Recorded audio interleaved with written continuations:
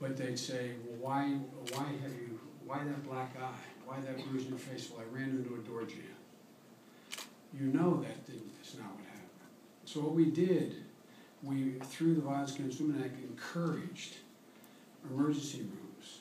We actually set up units to ask them, say, no, it's okay. It's okay to tell me.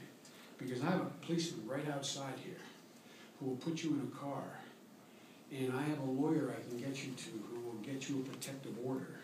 And we can provide housing for you so you don't have to. If you don't get the woman at that moment, we've learned that it's most likely they'll slide right back into that vulnerable position she was in before. Well, the same thing can be said of what we've learned with regard to those women who ultimately die at the hands of their husband. It's similar.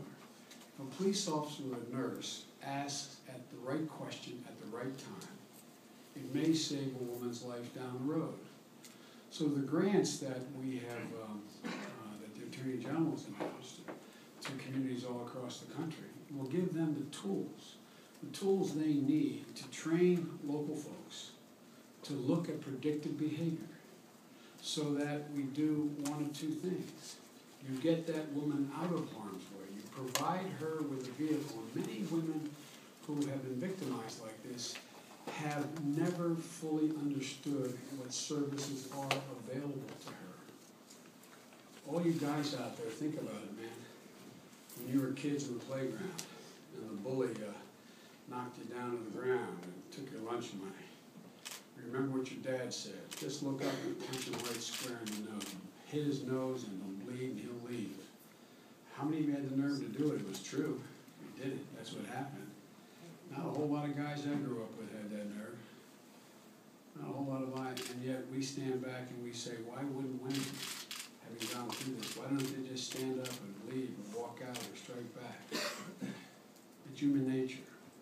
But if, in fact, they know that there's a way out, there's a safe haven, the law can be on your side, that the police will protect them, that there's a possibility of getting to stay away with her. There's even a community up in Massachusetts that goes even further, which I think is a great idea, just editorializing here, that in fact focuses on the abuser, does background checks and determine whether or not there's anything in that person's background they can find to be able to arrest that person.